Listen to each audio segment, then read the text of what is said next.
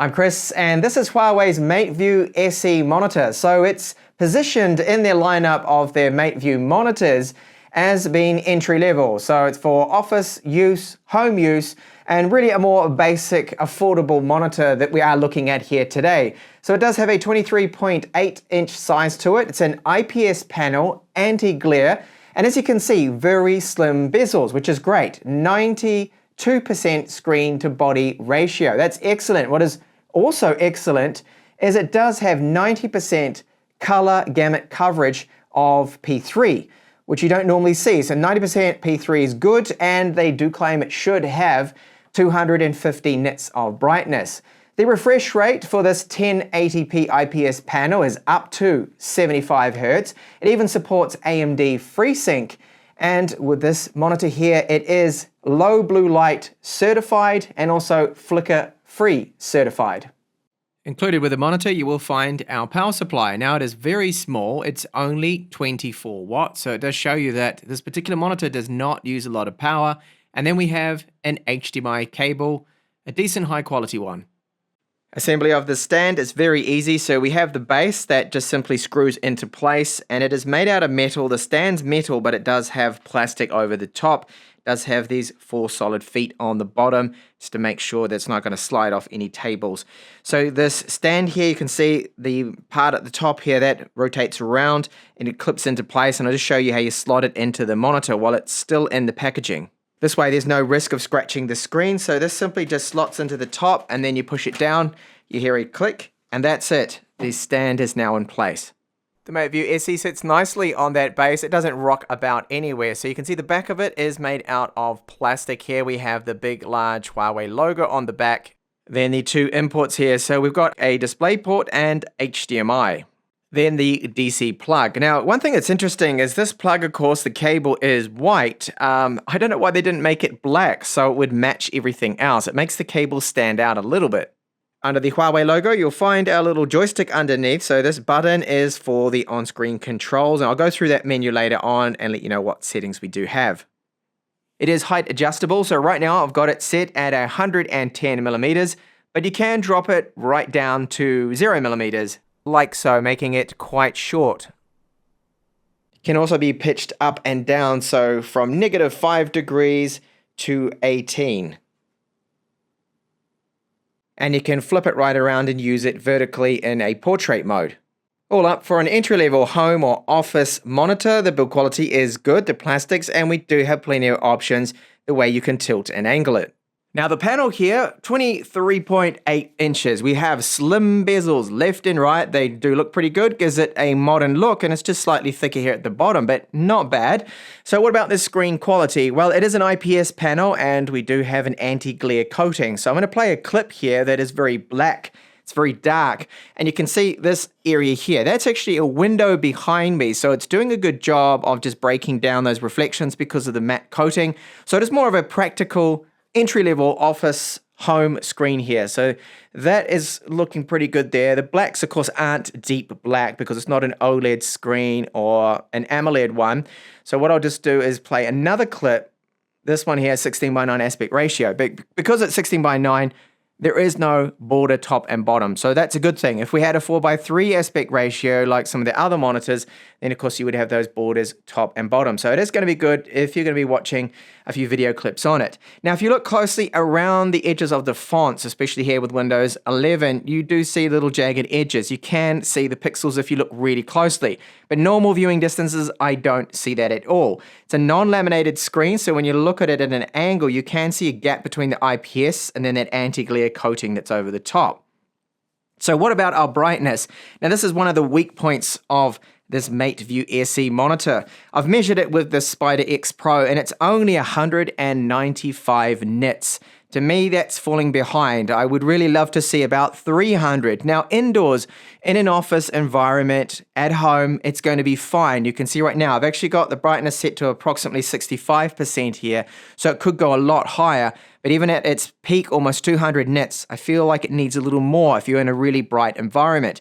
Color gamut coverage here is excellent for this class of monitor. It's definitely punching above its weight class here when it comes to what we do have. So 100% sRGB, NTSC is 80%, Adobe RGB 83%, this is good. And then P3 color gamut coverage is 90%, which is their claim. Now, normally most manufacturers will say that, oh yeah, it's got 90%, but when I measure them, they normally fall behind, and it's great to see it's right on with their claims here. This monitor also does have the TÜV Rheinland blue light filter certified, so that's hardware implemented, and it's a low blue light filter level, so it's going to be good for our eyes, and also SGS flicker free certified from them too. So it's not a bad screen, but I would classify it, yes, as an entry-level screen here. So video editing, this is maybe a practical kind of job you may be doing on a monitor like this, but I think most video editors, especially, well, if you're like me, if you are editing files that are in 4K, you would opt probably for a 4K monitor. So you can do things like this. It's going to be fine for that at use. And even a bit of gaming because it's got the AMD FreeSync support, which does help out, and a low response rate. So I like the on-screen menu setup. These are normally an absolute mission to navigate through, but Huawei's setup with the 4 directions and then the push-in button is very easy to use. So we have just straight off the bat here, picture modes, brightness, we can adjust that, or I'll just go into menu, which is going to bring up everything here. So we have our picture modes. Now I've been using P3 because that's giving us the P3, the 90% of color gamut coverage there. sRGB, HDR, game, ebook, custom, you can make your own there too. So under display, you've got our typical settings there. You can go along and tweak. Eye comfort there, that's of course just lowering the blue light, and it's certified for that too, that it's actually quite good the way it lowers it down. We've got our input sources, so HDMI, DisplayPort, Game Assist, so you can change the refresh rate, have it actually show up here, be displayed. Now you can see that I've got it displayed here on the upper left-hand corner, but it is saying FPS 60. I've got it at 60 hertz at the moment, but it will do 90. So that's incorrect because it's not our frames per second. It's in fact our refresh rate. So that's, I hope they do end up changing that.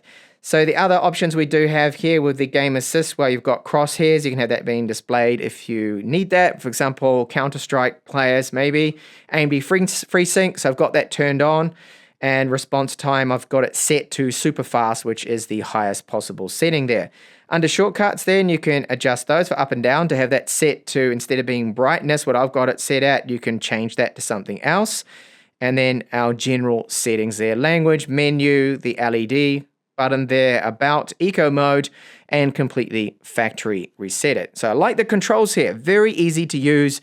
Others can be an absolute mission to navigate through those menus. And what about gaming with the monitor then? So yes, you could play a few games on the side. We do have AMD FreeSync up to 75 Hz refresh rate, so better than 60 of course. Input lag does seem to be fine, and the response rate for just light gaming like this. Now of course it's not marketed as a gaming monitor at all. This is more focused for workplaces, offices, and light kind of work with it. But still, works out fine if you did want to play a few games on the side with this MateView SE. So let's go over the positives here. So we've got a very nice slim bezel, so the 92% screen to body ratio looks good, and especially the color coverage you get from this, so 90% of P3. I did not expect that. I thought that maybe it would be a little bit lower because normally manufacturers claim 90%. Later I go and measure it with my tools, my meter, and find out that it's only 76 or 78%, but it's good that it actually fits in with the claim there. What is falling behind on the claim is the brightness. That's the definite area for me of minor disappointment, that, well, I can still make it out fine indoors. If you've got a very bright office environment with huge bright lights on, then, well, it's only, well, this unit that I have, 195 nits of maximum peak brightness. Now, I triple checked it. I made sure it was warmed up. I went into the brightness settings. I made sure it was at 100%. I tried different color modes. It was not on the eco mode either, just 195. So that's falling well short of the 250 nits there. Now it is only a 1080p display. It's 16:9 aspect ratio. I thought because, well, look at their other lineups, they are 3:2 aspect ratio screens. I thought they might have opted for that, but hey, it's good to see that at least if you're going to be watching YouTube and movies and that, you're not really going to have any borders depending on the content, of course, you're watching. So that is one positive of it there. The on-screen menu display controls are so easy to use. Now, I need to stress this fact that so many other monitors that I have covered and reviewed in my channel, most of them, the controls are very fiddly, they're really annoying, and they're just hard to go through, but not here. They've done a good job with the controls. Build quality. It has the metal frame, the metal base, very solid. It's not going anywhere. You can tilt it. We've got the -5 degrees and then up to 18 that you can tilt it, which is good. And then we've got from 0mm, so right down low where I have it now, up to 110mm. That's great. And then of course the screen, you can actually spin this right around and then use it in the portrait mode instead of landscape there. So that's good. It has a decent good build quality, but it is missing a few basic things. So there are no built-in speakers.